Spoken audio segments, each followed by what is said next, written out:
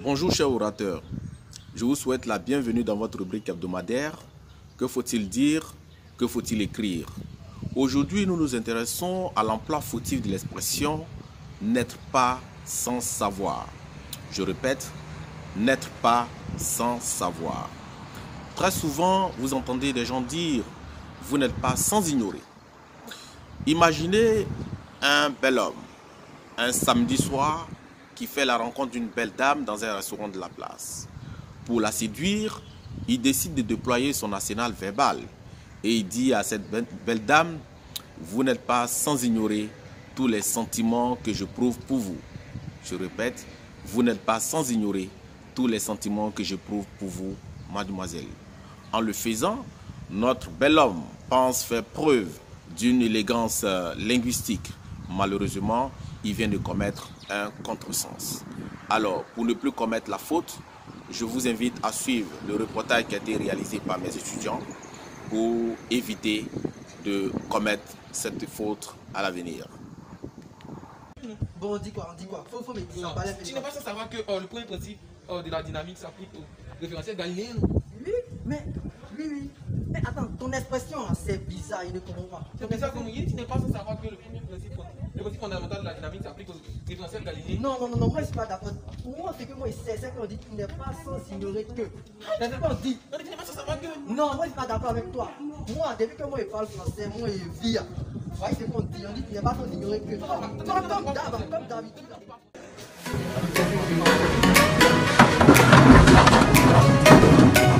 Bonjour les gars. Oui, alors rapidement, prenez les feux, on a une intégration à faire dans le sujet. Qu'est-ce qu'il y a des sébaces? Non, monsieur, nous n'avons pas de trucs. Et alors, ça va avoir de nouveau? Prenez la feu rapidement là. Prenez la feu, il y a une question. Monsieur, s'il vous plaît, une question. Oui. Par rapport aux expressions, je voudrais savoir quelle est la différence entre vous n'êtes pas sans savoir que et vous n'êtes pas sans ignorer que. Ça va votre préoccupation? Moi, vite, ça c'est un tout petit problème. On va résoudre d'abord cela et on va voir l'interrogation après. Vous pouvez remercier Dieu. Ah non, ça veut juste dire que l'interrogation est facile.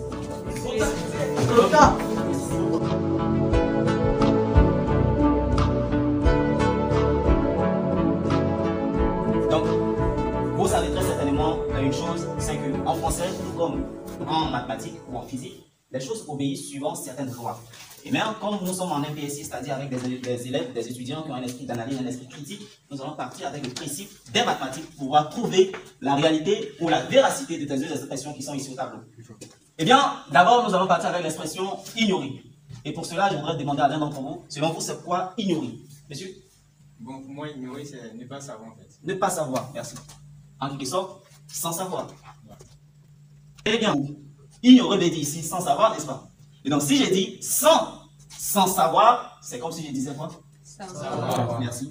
Pourquoi? Parce que ça obéit à la loi du moins multiplié par un moins. Ça nous donne un plus, qui est donc savoir. Bien. Et donc, pour être plus concret, l'expression « vous n'êtes pas sans ignorer que » est contraire à l'idée que nous voulons véhiculer.